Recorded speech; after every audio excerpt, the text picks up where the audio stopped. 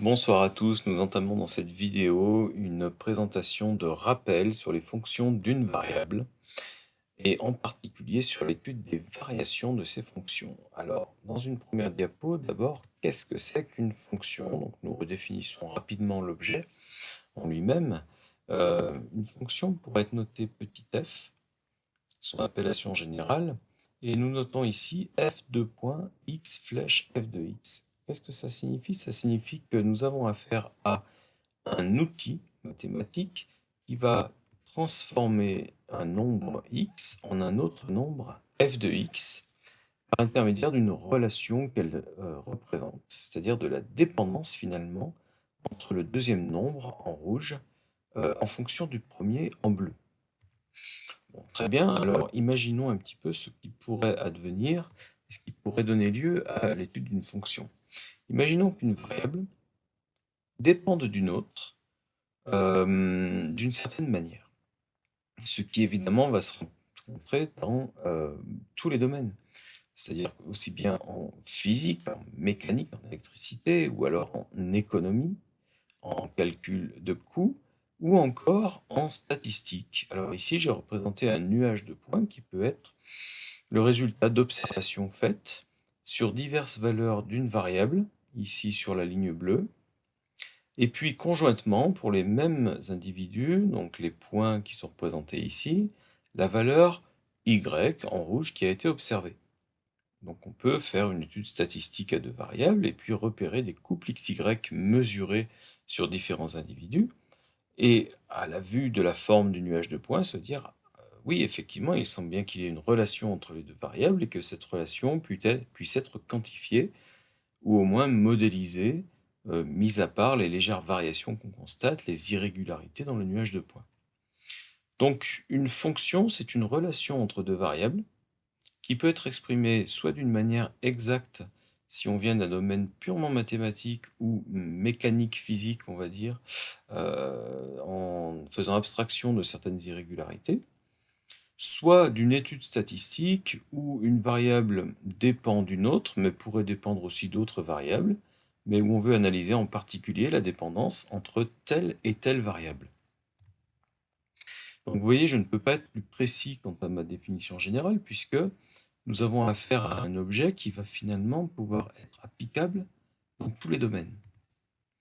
Alors, cette fonction, elle va s'exprimer, et c'est le mot exact, par une expression, c'est-à-dire une formule qui permet de calculer f de x, la valeur obtenue en rouge, à partir de x, la valeur donnée en bleu. On a ce qu'on appelle en termes de variable une variable explicative en bleu et une variable expliquée en rouge. Un exemple, une formule pourrait être f de x égale 4 sur 1 moins x. Donc la deuxième variable, que je peux appeler y tout de suite, se calcule idéalement par la formule 4 sur 1 moins x, une formule parmi une infinité d'autres possibilités.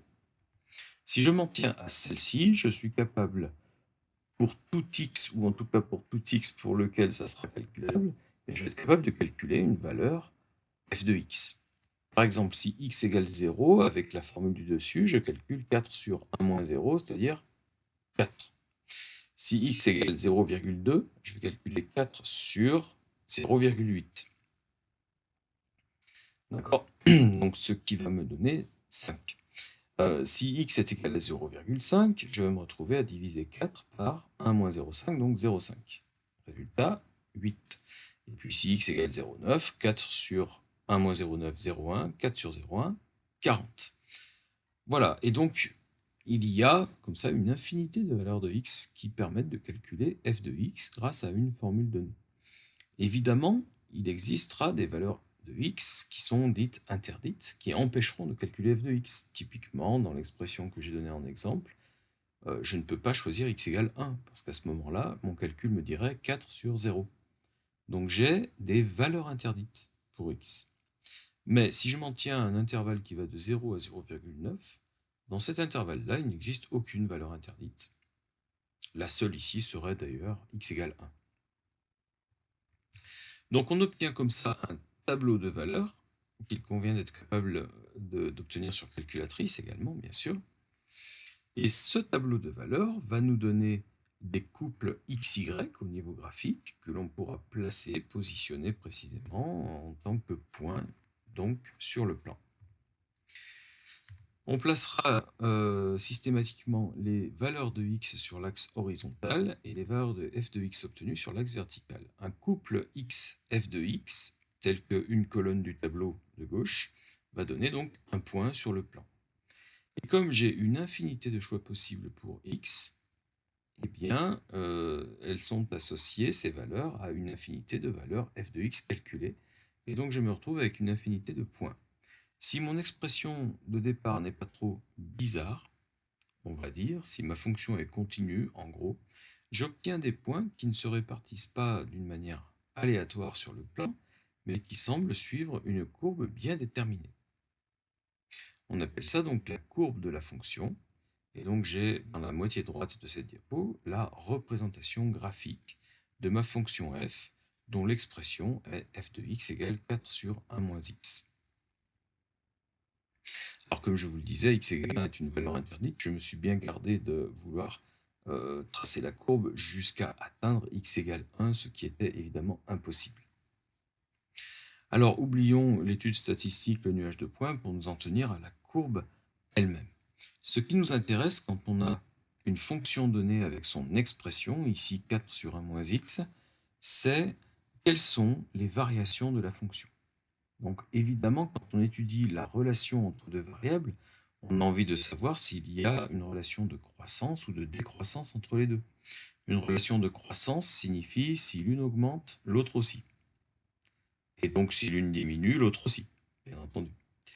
Une relation de décroissance nous dit si l'une augmente, l'autre diminue. Donc on a une variation dans le sens contraire d'une variable conjointement à l'autre.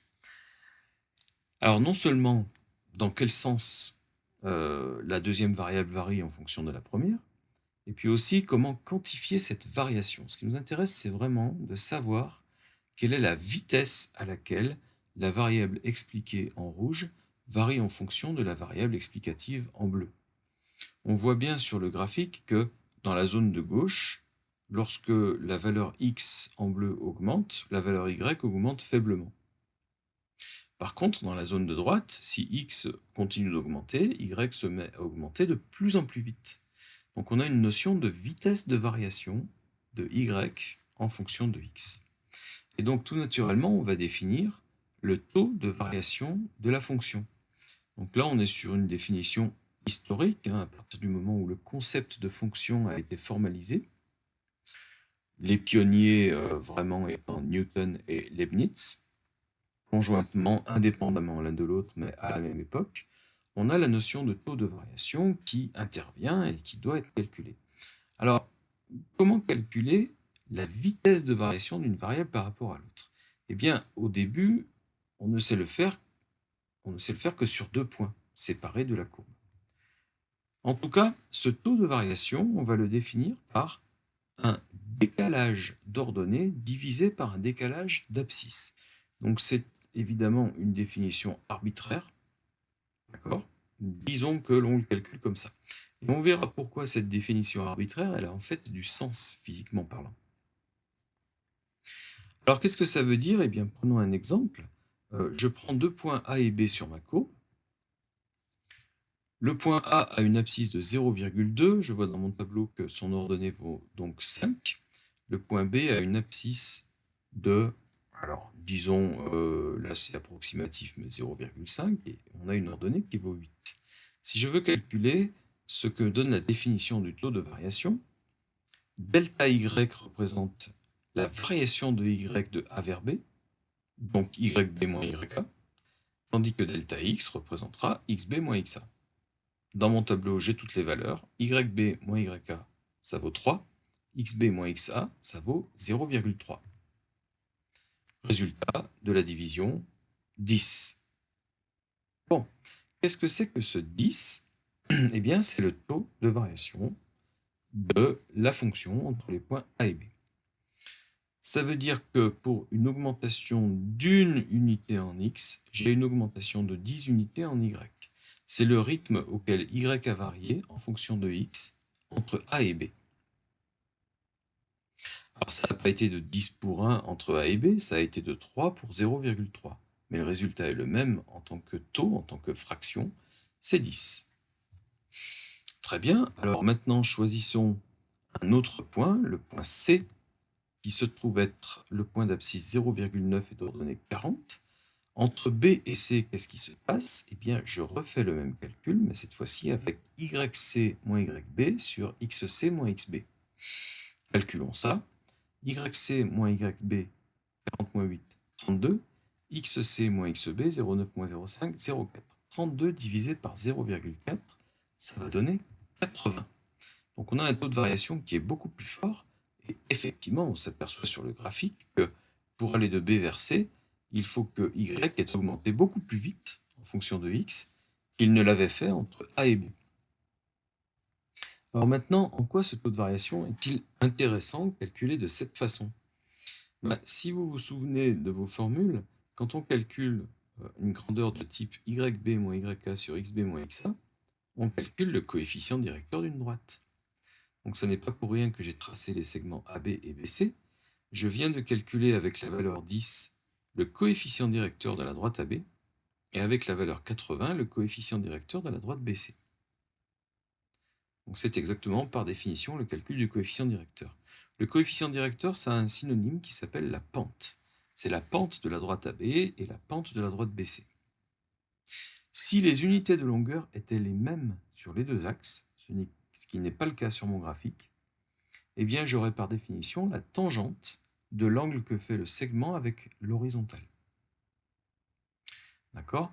Si on imagine un triangle rectangle entre A, B et un troisième point qui serait à la verticale de B à la hauteur du point A, eh bien je serais en train de diviser le côté vertical par le côté horizontal, et donc j'obtiens la tangente de l'angle que fait AB avec l'horizontale. Donc on a un calcul d'inclinaison qui est représentatif de la vitesse d'évolution de Y verticalement par rapport à X horizontalement. Alors maintenant, pourquoi est-ce que je parle de vitesse d'évolution? Eh bien, c'est vraiment une vitesse au sens physique du terme, et on va s'en apercevoir avec la diapo suivante, où on va prendre un exemple particulier, celui du parcours d'un bus. Alors le terme parcours, en mathématiques comme en physique, et surtout en physique, il désigne quelque chose de bien précis. Il s'agit d'exprimer une distance parcourue en fonction du temps. Donc j'ai un axe de temps horizontal et un axe de distance verticale. Imaginons que on analyse le chemin parcouru par un bus pendant 35 minutes et en tout, il aura parcouru 16 km. Voilà, donc pour l'exemple. Ce parcours, il va prendre une certaine forme à ne pas confondre avec la trajectoire.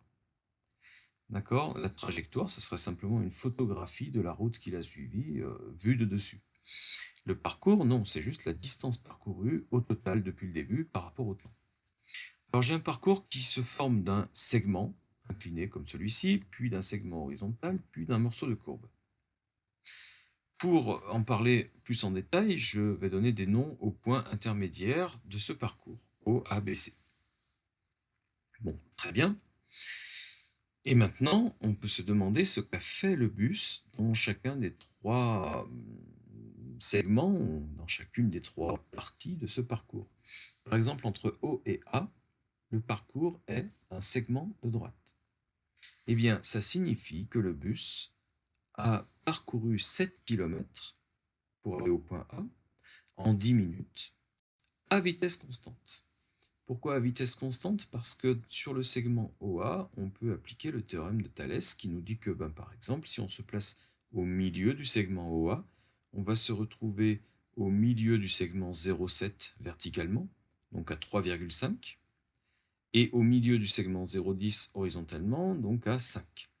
Ça veut dire qu'il aura parcouru 3,5 km en 5 minutes. Mais parcourir 3,5 km en 5 minutes ou 7 km en 10 minutes, eh bien ça se fait à la même vitesse. Et on peut faire ça à n'importe quelle position entre O et A. D'accord? Donc exprimer le fait que le rapport décalage vertical divisé par décalage horizontal restera le même. Or, qu'est-ce que c'est ici qu'un rapport delta y sur delta x, eh bien, ce sont des kilomètres divisés par des minutes, c'est-à-dire ce sont des vitesses. Globalement, quelle est la vitesse moyenne du bus entre O et A? Eh bien, c'est 7 km sur 10 minutes, ce qui représente 0,7 km par minute. On n'a pas trop l'habitude de noter la vitesse en km par minute. Si vous voulez la convertir en km par heure, vous multipliez par 60 évidemment. 0,7 fois 60, 7 fois 6, 42, 42 km par heure. C'est la vitesse du bus entre O et A. Recommençons entre A et B. Qu'est-ce qui s'est passé entre A et B?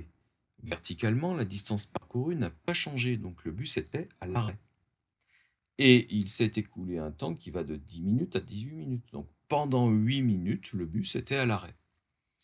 En termes de vitesse, évidemment, je vais diviser 0 par 8 et donc j'obtiens un résultat qui est 0. Que se passe-t-il entre B et C? Cette fois-ci, on a un morceau de courbe, ce qui signifie que la vitesse du bus a été variable entre B et C, et manifestement, elle a été croissante. C'est-à-dire que, je m'explique, dans le début du parcours, juste après le point B, lorsque le temps s'écoule, la distance parcourue verticalement ne varie pas beaucoup. Mais sur la fin du parcours, c'est le contraire. Lorsque le temps s'écoule, la vitesse, ou plutôt, pardon, la distance parcourue varie plus fortement. Donc le bus parcourt plus de distance dans le même temps vers le point C que vers le point B. Donc on a l'impression, et c'est le cas, que le bus accélère de B vers C. Très bien, maintenant si je calcule ma vitesse moyenne du bus de B à C, tout ce qui m'intéresse, c'est la distance qui a été parcourue entre les deux points, divisée par le temps passé. Donc je m'intéresse à 16-7, c'est-à-dire au fait qu'il y a eu 9 km parcourus, en un temps de 35-18, 17 minutes.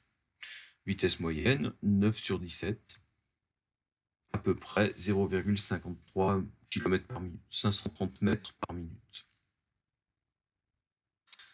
Très bien. Alors, qu'est-ce que j'ai calculé dans ces trois vitesses-là, en termes graphiques? Eh bien, à chaque fois, j'ai calculé un rapport delta y sur delta x. J'ai calculé le taux de variation de ma fonction, par définition, entre deux points qui ont été choisis, pas n'importe comment. Donc, on voit ici, avec cet exemple physique, que le taux de variation représente une réelle vitesse d'évolution, ici, d'un bus. D'accord? Si vous calculez delta y sur delta x, vous calculez automatiquement une vitesse d'évolution de y, ici en kilomètres, en fonction de x, ici le temps en minutes. Le seul souci, mais il est de taille, c'est qu'avec VBC, par exemple, on a calculé 9 sur 17, on ne s'est occupé que des positions du point B et du point C, et absolument pas de la forme que prenait la courbe entre les deux points. Qu'est-ce qu'on a calculé en termes graphiques? La pente de la droite BC, son coefficient directeur. Et donc, on ne s'est intéressé finalement qu'au segment BC dans ce calcul, et non pas à la courbe réelle. Alors évidemment, dire que la vitesse moyenne entre B et C a été de 0,5294 km par minute, ça n'est pas donner la vitesse du bus entre B et C. Le bus, on l'a dit tout à l'heure, il roule d'abord lentement, il accélère progressivement et il roule plus vite au point C. Or, la vitesse moyenne entre B et C ne représente que la pente du segment BC. Donc on commence à comprendre que la notion de vitesse de variation est intimement liée à la notion de pente, mais ce qui serait pas mal, c'est de connaître la pente de la courbe un petit peu partout entre B et C, pour avoir une connaissance plus fine de la vitesse du bus à différents instants entre B et C.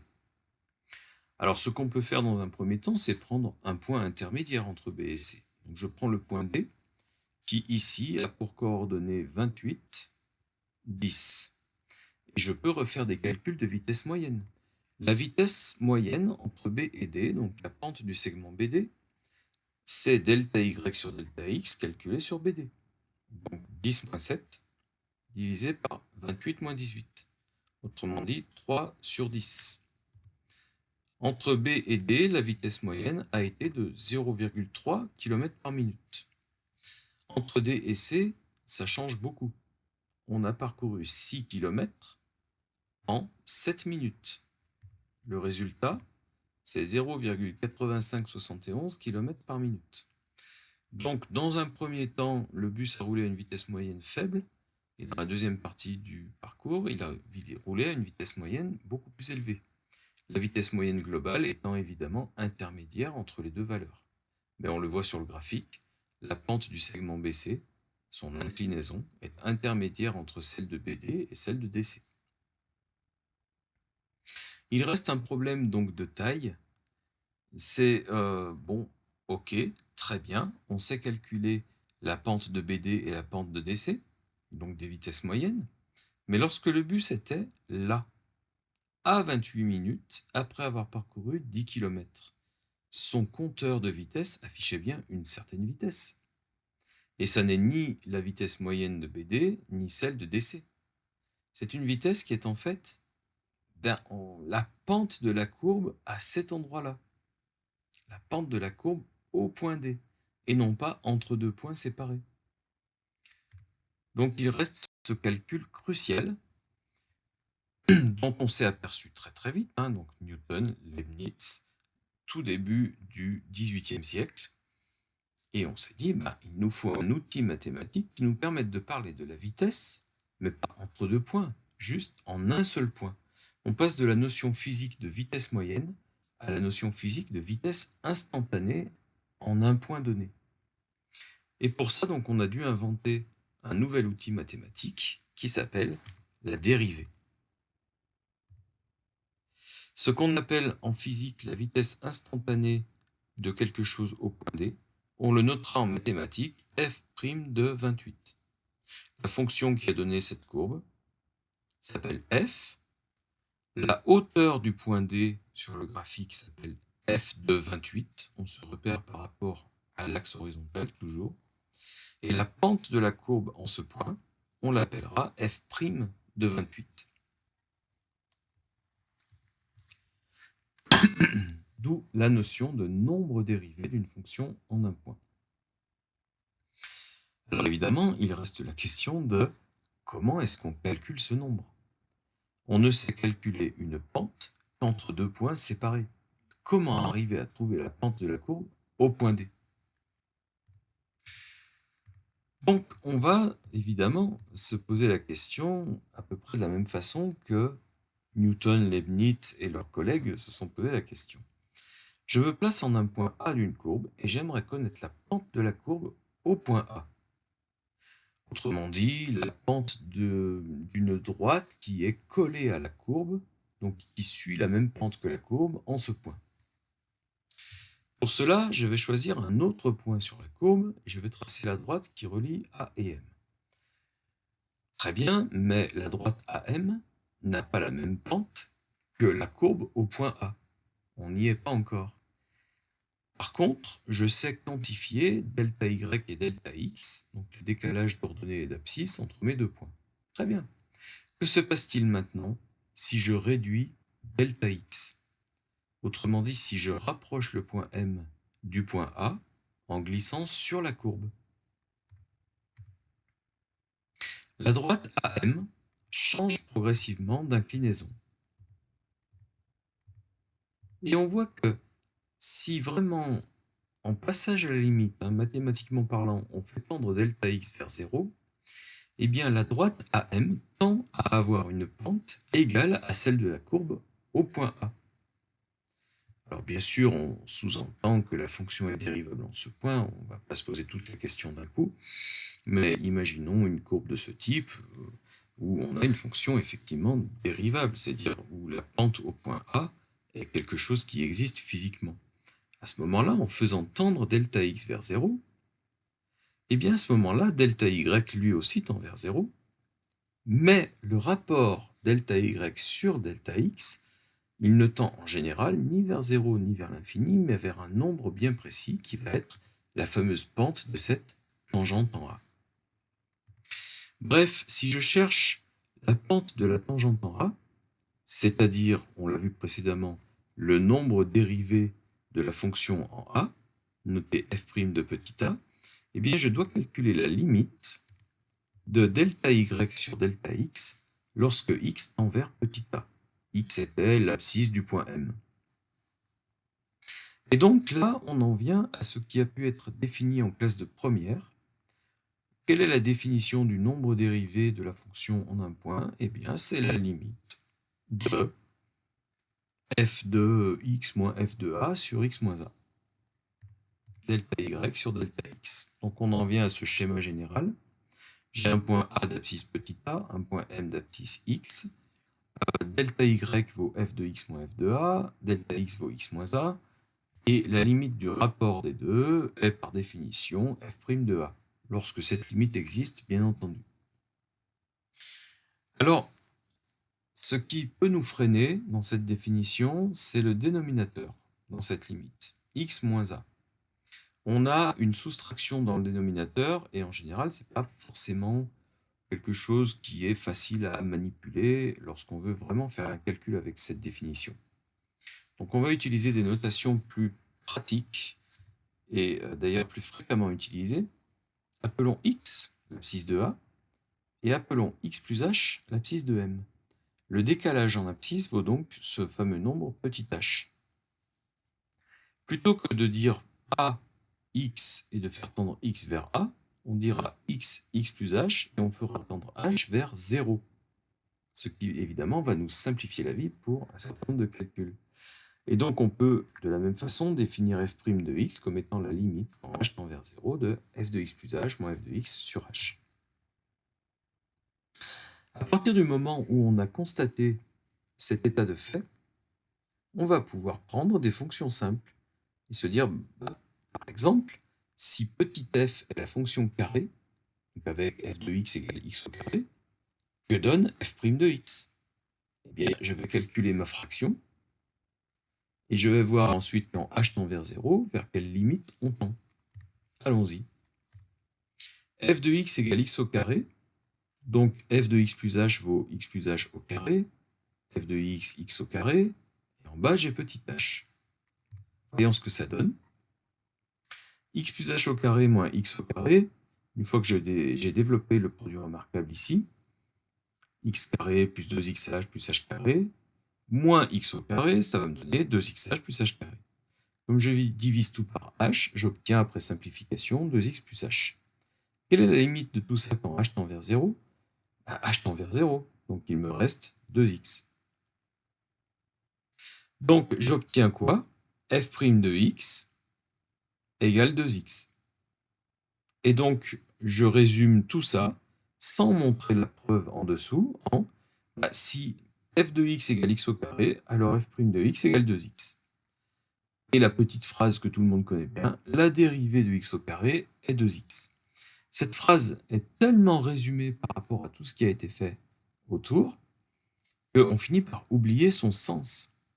On est en train de dire que si la hauteur d'un point se calcule par le carré de son abscisse, alors la pente de la courbe en ce point vaut 2 fois son abscisse. Ce qui graphiquement a une signification très précise. Alors, j'aurais pu montrer un exemple qui parle de f de x égale 1 sur x. Je serais immanquablement arrivé après calcul à moins 1 sur x au carré. Ou alors x au cube. Je serais arrivé à 3x au carré. Ou alors racine de x. Je serais arrivé à 1 sur 2 racine de x. Bref, on peut faire le même calcul en se servant de la définition sur une foule de fonctions simples et obtenir tout un catalogue de dérivées de fonctions simples. On peut aussi se servir de cette définition pour montrer que la dérivée de u fois v vaut u'v plus uv'.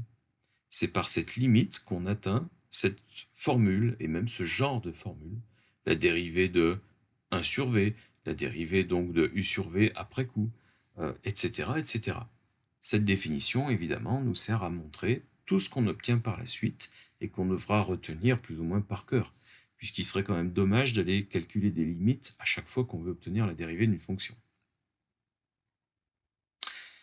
Donc, on sait, admettons, calculer la dérivée d'une fonction. Alors, ce qui est un petit peu plus puissant que ce que je viens de dire, c'est que non seulement on sait calculer un nombre f' de x pour un point qui a une abscisse x donnée, mais on vient de s'apercevoir de quoi donc? C'est qu'on peut calculer f' de x en n'importe quel point d'une abscisse x donnée. Et que donc ce qu'on obtient ici, avec par exemple f' de x égale 2x, ça devient l'expression d'une nouvelle fonction. Une fonction qui, pour tout x, donc n'importe où sur la courbe, va nous donner la pente de la courbe. Alors, en quoi est-ce que c'est intéressant pour des applications pratiques? Parce qu'il faut quand même avoir ça en parallèle. Eh bien, savoir quelle est la pente de la courbe en n'importe quel point, ça peut nous dire déjà en quels endroits la pente est positive et en quels endroits elle est négative, sans forcément avoir besoin de connaître la valeur exacte de la pente. Qu'est-ce que ça nous apporte de savoir dans quelle zone la pente est positive, dans quelle zone elle est négative? Eh bien, forcément, si j'ai des pentes positives, c'est que j'ai une courbe qui monte lorsque x augmente. Alors que si la pente est négative, on est plutôt ici dans la zone de gauche du graphique, c'est que j'ai des valeurs y qui descendent lorsque x monte. Et donc, je vais avoir l'occasion de voir dans quelle zone ma fonction est croissante et dans quelle zone elle est décroissante. Dans quelle zone y augmente avec x et dans quelle zone y diminue alors que x augmente. Ce qui signifie à l'intersection ou à la croisée de ces deux zones qu'en un point donné, ma fonction va être par exemple minimale. Et là encore, lorsqu'une variable dépend d'une autre, le fait de trouver une situation optimale, par exemple, quelle est la valeur de x qui rend y minimale, eh bien c'est quelque chose de crucial dans énormément d'applications pratiques. Et là, on peut parler encore une fois de physique, d'économie, de biologie, de chimie, de mathématiques financières, bref, de tous les domaines qui peuvent être intéressants pour telle ou telle personne, tel ou tel métier, telle ou telle application. Donc bien entendu, et c'est pour ça que ça a été finalement inventé très tôt, ça répond à un besoin qui est extrêmement pressant, extrêmement fort. Donc je résume un petit peu ce qu'on disait par rapport au fait que la dérivée soit la pente de la courbe et donc soit directement associée aux variations de la fonction. Si sur un intervalle i, donc de valeur de x, la dérivée est trouvée positive, eh bien, en tout point, j'ai une pente positive, donc j'ai quelque chose qui me montre une croissance. Donc ma fonction est croissante sur l'intervalle i. Si par contre sur l'intervalle je trouve une dérivée négative, eh bien c'est que j'ai affaire à une fonction décroissante, donc une courbe qui va me montrer que, en se déplaçant de gauche à droite, les valeurs y diminuent. Et puis si sur tout un intervalle je trouve une dérivée égale à 0, alors ça c'est le cas rarissime, c'était dans l'exemple d'avant le bus à l'arrêt, donc ça se produit rarement lorsqu'on étudie une fonction évidemment, eh bien c'est que j'ai une fonction constante sur l'intervalle i. Ce qui peut être encore plus intéressant, c'est se demander si la dérivée s'annule quelque part sur l'intervalle i, avec ou non un changement de signe de la dérivée. Voilà. Est-ce que les choses peuvent être plus complexes que ces trois schémas-là? Donc bien entendu, les choses peuvent être plus complexes. Imaginons que la dérivée soit différente de 0 sur l'intervalle, sauf en un point, et donc en une valeur petit a de x à l'intérieur de l'intervalle. Donc cette fois-ci, imaginons dans un premier temps que pour x inférieur à a, donc dans la partie gauche du schéma, j'ai une dérivée négative, alors que pour x supérieur à a, la dérivée soit positive. Ça veut dire que j'ai une fonction qui est d'abord décroissante, puis croissante. Alors le d'abord et le puis, ils s'entendent en lisant le graphique de gauche à droite, c'est-à-dire en faisant augmenter les x. C'est évidemment crucial pour la lecture des résultats dans le bon sens. Donc j'ai une fonction qui est décroissante puis croissante. On dira dans un tableau de variation, flèche qui descend, flèche qui monte. Voilà. Très schématiquement. Très bien. Imaginons maintenant que on ait le contraire. C'est-à-dire que d'abord j'ai une dérivée positive et ensuite une dérivée négative. Et bien évidemment, il va se passer le contraire en termes de variation. J'ai une fonction qui est d'abord croissante, puis décroissante. Donc ça veut dire que dans le premier schéma, le point qui correspond à une annulation de la dérivée correspond à un sommet de la courbe, qui lui-même correspond à un minimum pour la fonction, donc une valeur y minimale.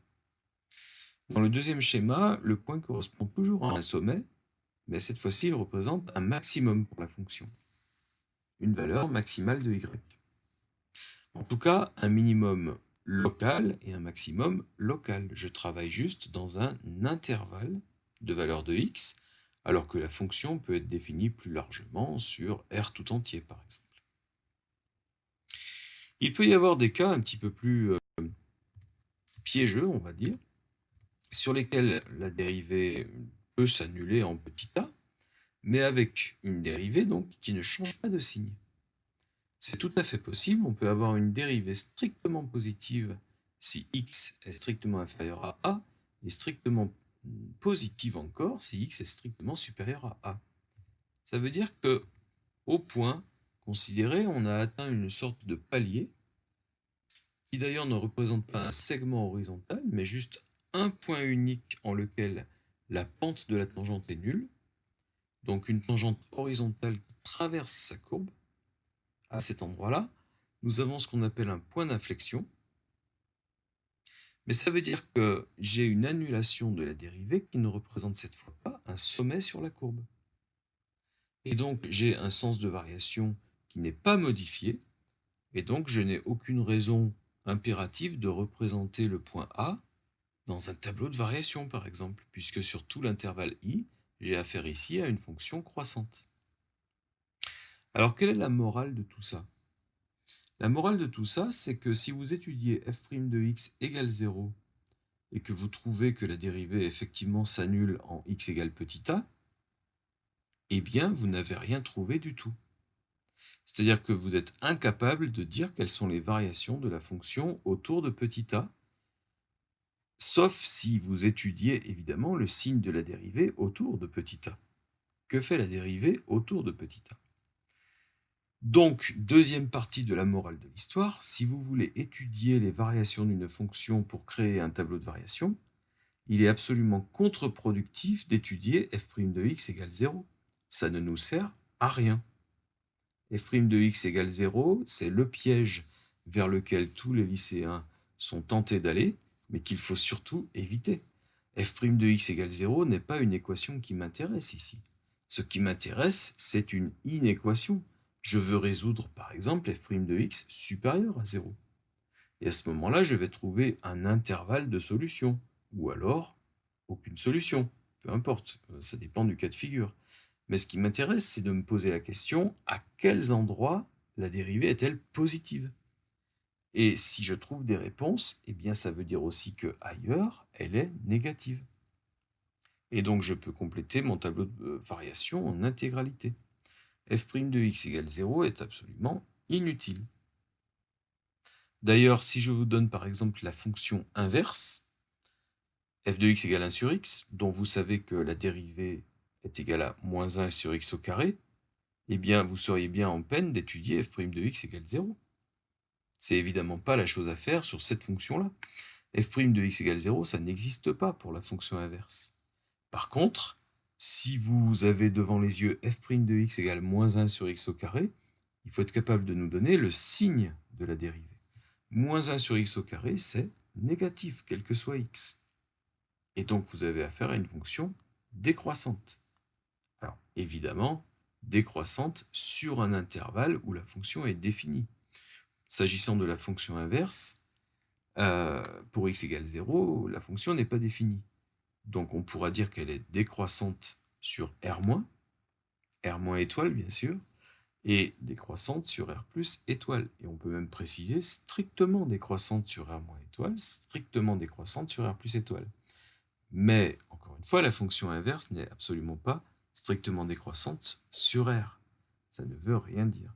Si vous choisissez un point de la fonction inverse dans la partie des x négatifs et un autre point dans la partie des x positifs, eh bien le deuxième point est est au-dessus du premier. Et donc, vous seriez tenté de dire, ah ben, la fonction a une valeur qui a augmenté entre la gauche et la droite, donc elle est croissante.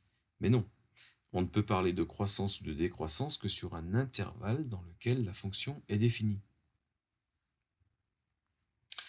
Donc on a, si vous voulez, une foule de choses qui, évidemment, seront développées un petit peu plus avant dans d'autres vidéos. Ici, on fait simplement des rappels sur les fonctions, où on voit qu'il est dangereux déjà d'étudier une fonction sur un intervalle où elle n'est pas complètement définie, et où on voit qu'il est contre-productif d'aller rechercher f' de x égale 0. Ça ne m'intéresse pas pour les variations de la fonction f, encore une fois, j'insiste là-dessus. Ces remarques étant faites, dirigeons-nous maintenant vers des rappels sur les dérivées de certaines fonctions très classiques. Donc voilà, déjà, comment obtenir la dérivée d'une fonction. Alors on va voir assez peu de types de fonctions ici dans cette vidéo, puisqu'on va s'intéresser aux fonctions puissance, aux fonctions exponentielles et aux fonctions logarithmes. On met de côté les fonctions circulaires, donc de type trigonométrique, sinus, cosinus, tangente, que l'on verra dans d'autres vidéos. On fait simplement des rappels sur ce qui est vu principalement au lycée, pour bien aborder des programmes, on va dire, pas trop compliqués, pas trop matheux, en bac+1. D'abord, quelle est la dérivée d'une constante? Si f de x égale k, eh bien f' de x égale 0. J'espère que la plupart d'entre vous s'en souviennent bien.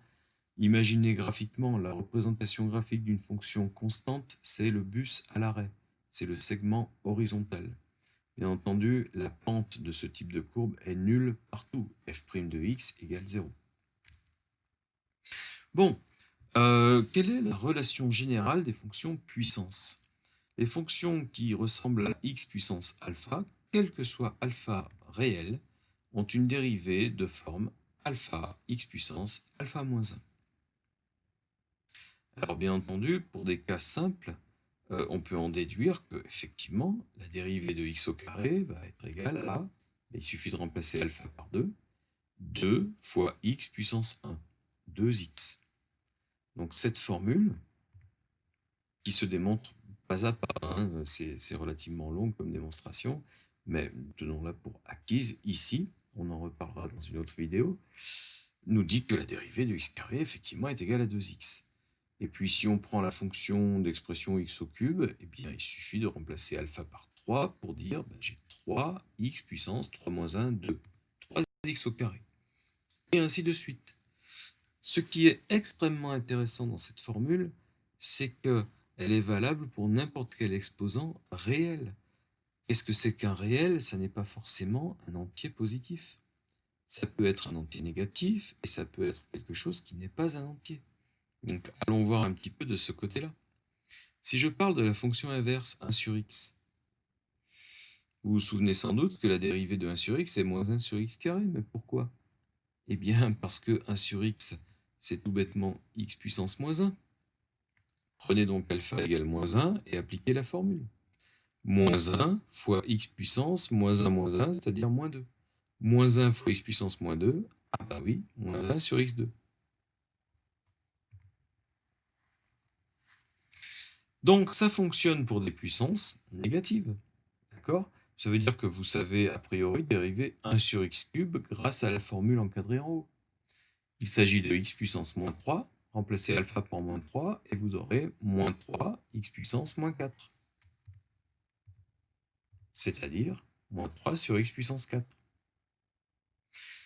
Et ainsi de suite. Donc vous pouvez parler de puissance entière positive ou de puissance entière négative tout aussi facilement grâce à cette formule. Alors je vous le disais, c'est vrai pour tout alpha réel. Une puissance n'est pas forcément un nombre entier. Par exemple, vous avez la fameuse racine carrée.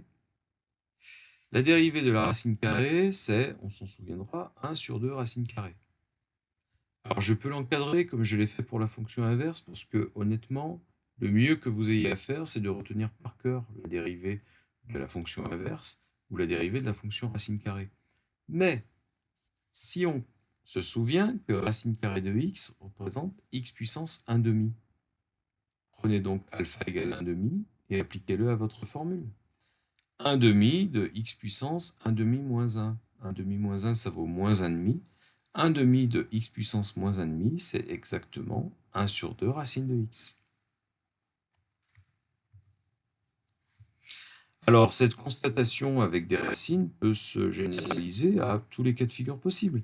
Si je vous demande de dériver x racine de x, vous pouvez utiliser u fois v et dire je vais calculer u'v plus uv'.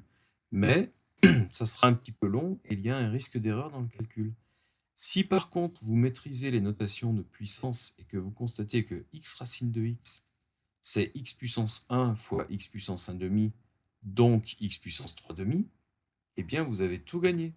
Parce qu'il est évidemment extrêmement facile, grâce à la formule de gauche, de dériver x puissance 3 demi. Alpha égale 3 demi, très bien. 3 demi de x puissance 3 demi moins 1.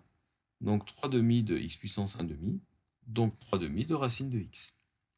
C'est ce que vous donnera u'v plus uv', mais en 2 lignes de calcul, avec risque d'erreur. Ici, il n'y a pas de risque d'erreur.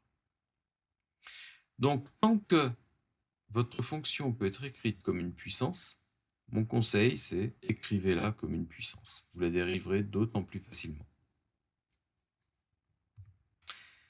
On peut généraliser cette remarque-là à la racine énième. On n'est pas obligé de s'en tenir à la racine carrée. Qu'est-ce que c'est que la racine énième? C'est la puissance 1 sur n. Très bien. Prenons dans la formule alpha égale 1 sur n. Et donc nous avons une dérivée qui vaut 1 sur n, x puissance 1 sur n moins 1. Que l'on peut évidemment transformer. 1 sur n moins 1, c'est 1 moins n sur n. D'accord? Et le fait d'avoir un exposant avec un dénominateur n veut dire racine énième. Donc on peut encore une fois écrire le résultat avec une racine. Il s'agit de 1 sur n racine énième de x puissance n-1. Et là, vous constatez que c'est tout de suite un peu plus lourd, un peu plus compliqué de réutiliser une notation racine dans tout ça. Tenons-nous-en aux exposants. D'autant plus que avec les exposants, on a des formules.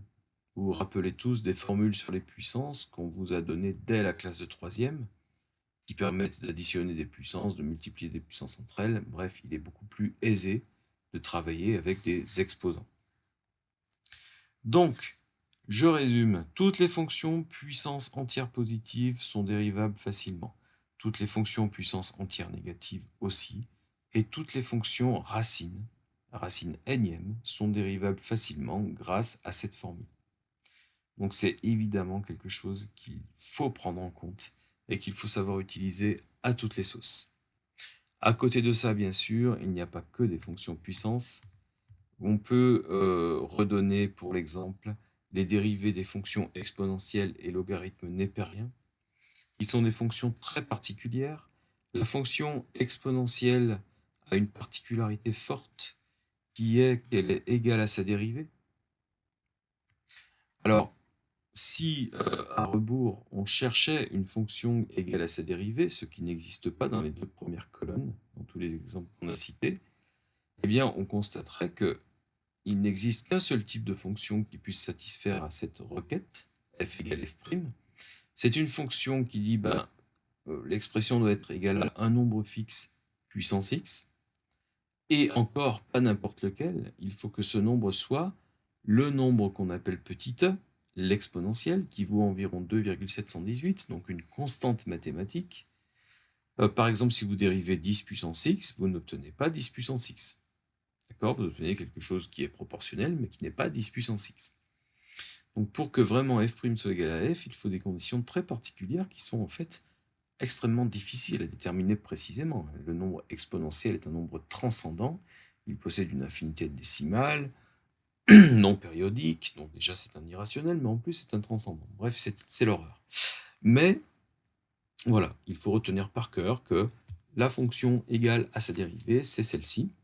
Alors évidemment, si vous rajoutez une constante multiplicative devant, vous allez la retrouver dans la dérivée, et donc toute fonction de type ke puissance x a une dérivée égale à elle-même, ke puissance x. Le logarithme népérien, donc c'est un logarithme très particulier, on aura une vidéo sur les logarithmes évidemment, qui est la fonction dont la dérivée est la fonction inverse. En fait, vous pouvez utiliser la fonction, cette formule-là à toutes les sauces. Jamais à droite vous n'obtiendrez 1 sur x.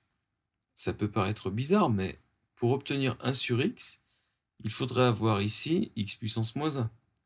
Ça veut dire alpha égale 0. Mais ça veut dire, si alpha égale 0, la fonction nulle. Et on revient à ce cas de figure. Donc non, il est impossible avec cette formule-là d'obtenir la fonction inverse. Et donc évidemment, on s'est posé la question de quelle est la fonction qui pourrait donner comme dérivée la fonction inverse. Et bien là, encore une fois, la réponse a été compliquée, mathématiquement parlant. Il nous faut un logarithme, et encore pas n'importe lequel, il nous faut le ln. Le logarithme népérien, qui après coup se trouvait égal à la fonction réciproque de celle du dessus, e puissance x, et on verra encore une justification dans une autre vidéo du fait que ces deux fonctions-là sont bien réciproques l'une de l'autre, en passant par leur dérivée. Bref, pour résumer, parce que j'ai dit des choses compliquées sans les développer, puisqu'on est sur des rappels, les deux fonctions citées à droite doivent être retenues par cœur quant à leur dérivée. Voilà, sans chercher de raison précise à pourquoi est-ce que les dérivées sont telles qu'elles sont. Prenons-les comme des définitions. Définition, la dérivée de e puissance x est e puissance x. Définition, la dérivée de ln x est 1 sur x. Alors, avec ces tableaux de dérivées de fonctions de base, on va dire, on n'a pas tout. Par exemple, si je veux dériver 5x au carré, eh bien, il n'y a rien dans ce tableau qui me dit comment faire. Si je veux dériver x au carré plus x au cube, rien dans ce tableau me dit que j'ai le droit éventuellement d'ajouter 2x et 3x carré. Donc, on va avoir des formules de combinaison entre les fonctions. Comment faire pour dériver la somme de deux fonctions? Comment faire pour dériver le produit de deux fonctions, le quotient de deux fonctions? Et puis, on verra à la fin les fonctions, ou plutôt, excusez-moi, les formules de composition. Combinaison et composition, ce n'est pas la même chose, donc on va voir un petit peu de quoi il retourne. Comment faire des opérations sur les dérivées. D'abord, si vous voulez dériver une fonction u plus une constante, eh bien, la dérivée de tout ça, c'est u'. Alors, on ne va pas justifier les formules, on les démontrerait à partir de la définition de dérivée avec le passage à la limite. On s'en passera pour l'instant, mais on verra ça plus tard. Si je veux dériver x au carré plus 5, la formule me dit, eh bien, oubliez la constante et ne vous occupez que de x au carré. La dérivée de tout ça, c'est 2x. Très bien. Alors, plus généralement, deuxième aspect, k fois u. Si je veux dériver k fois u, eh bien, cette fois-ci, k ne va pas disparaître du tout, mais va se retrouver telle quelle dans la dérivée. La dérivée de k fois u, c'est k fois la dérivée de u. Donc, par exemple, la dérivée de 3x au carré, c'est 3 fois 2x. Parce que la dérivée de x au carré est 2x. Donc, à l'arrivée, 6x. Bref, la dérivée de x au carré vaut 3 fois la dérivée... la dérivée de 3x au carré vaut 3 fois la dérivée de x au carré. Ok. Alors, j'en arrive au plus généralement. La dérivée de u plus v vaut la somme séparée des dérivées de u et de v. Ce qui est une bonne nouvelle, c'est une propriété de linéarité, à l'image de la propriété du dessus, KU donne KU'. Très bien, si vous avez une somme de fonctions et que vous devez dériver la totalité, eh bien vous pouvez dériver les différents termes séparément. 3x au carré, 3 fois 2x, 5x, 5 fois 1, oui, parce que la dérivée de x, c'est 1, et 1, le terme constant, va donner 0. Donc à l'arrivée, 6x plus 5. Très bien. Alors, cette formule-là, elle s'obtient aisément à partir de la définition par la limite du nombre dérivé d'une fonction. Mais en plus, elle nous permet de décomposer la recherche d'une dérivée lorsqu'on a une somme. Et tant mieux pour nous, de décomposer donc le calcul d'une dérivée. Alors ça va nous justifier ce qu'on avait au-dessus. Si je veux dériver 3x au carré, c'est comme si je voulais dériver x au carré plus x au carré plus x au carré. Mais cette troisième formule nous dit, eh bien, le résultat sera dérivée de x au carré plus dérivée de x au carré plus dérivée de x au carré. Donc 2x plus 2x plus 2x. Donc 6x. Donc finalement, la deuxième formule est une espèce de cas particulier de la troisième. En tout cas, si k est un nombre entier, mais après, on a affaire à quelque chose qui, quand même, va tomber sous le sens. Alors, u fois v maintenant. Là, on sort de la linéarité, on multiplie deux fonctions l'une par l'autre. Donc on ne peut pas se servir des résultats tout faits du dessus. Il y a une formule et une démonstration qui nous dit la dérivée de ça, c'est malheureusement pas u' fois v', mais c'est u' fois v plus u fois v'. Donc là, on va se plier à cette règle, même si on ne l'a pas sous les yeux en démonstration. Si je veux dériver x au carré fois ln x, eh bien, je vais appeler u la partie x au carré et v le facteur ln x. u'v, 2x ln x, plus uv', x carré, 1 sur x. Dérivée 2x ln x plus x. Très bien. Une autre formule nous dit comment dériver 1 sur v. 1 sur v va se dériver en moins v' sur v carré. Là encore, on va admettre aveuglément cette règle. Et là encore, évidemment, je la démontrerai dans une prochaine vidéo. En tout cas, si j'ai la fonction d'expression 1 sur x carré moins 3, donc 1 sur v, c'est une forme 1 sur v, il faut les reconnaître telles quelles, eh bien v représente l'expression x carré moins 3. Donc v', c'est la dérivée de x carré moins 3, donc c'est 2x, et du coup, moins v' sur v carré, moins 2x sur x carré moins 3 au carré. La combinaison de ces deux dernières formules nous donne la suivante, qui nous dit comment dériver u sur v. Effectivement, u sur v, c'est u fois 1 sur v. Donc j'ai un produit et une inverse. U fois 1 sur v, ça va donner u' fois 1 sur v, plus u fois moins v' sur v carré. Si je regroupe tout en une seule fraction, ça me donne u'v moins uv' sur v carré. Très bien. Un exemple pour l'illustrer. Je dérive x carré moins 3 sur 5x plus 1, u en haut, v en bas. Voici u'v moins uv' sur v carré. Je n'ai plus qu'à développer et simplifier le numérateur, ce qui est évidemment quelque chose de très utile à faire, et j'obtiens 5x au carré plus 2x plus 15, le tout sur 5x plus 1 au carré. Très bien. Alors, petit conseil, quand vous avez des dérivées qui font apparaître des dénominateurs, donc à l'image des deux dernières formules, ne développez pas les dénominateurs. Ce qui va être intéressant pour nous par la suite, c'est l'étude du signe de la dérivée, comme on a pu l'expliquer. Or, étudier le signe d'une forme est plus aisé si la forme est factorisée. Donc si vous avez quelque chose au carré, laissez-le sous cette forme, ça sera plus facile pour la suite. Là, on a vu un certain nombre de combinaisons entre deux fonctions u et v. Voilà, pour faire court. En les additionnant, les multipliant ou les divisant l'une par l'autre. Et pourtant, on est loin de savoir tout dériver, même avec tous ces outils-là. Si jamais je vous dis maintenant ln de x carré plus 1, eh bien vous êtes incapable de dériver ln de x carré plus 1 avec ces formules. Qu'est-ce que j'ai fait dans cet exemple? J'ai mis une fonction dont l'expression est x au carré plus 1 à l'intérieur d'une autre fonction qui est la fonction ln. Donc j'ai emboîté une fonction dans une autre, ce que les formules présentes ne permettent pas de faire. Donc j'ai besoin d'une dernière formule qui me parle de ce qu'on appelle la composition, qui se note avec un rond, v rond u. Ça signifie je mets une fonction u à l'intérieur d'une fonction v. Et donc, ça peut se lire aussi v de u. Et donc, y égale v de u de x.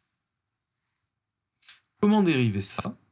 Eh bien, la dérivée est égale à u' multiplié par v' de u.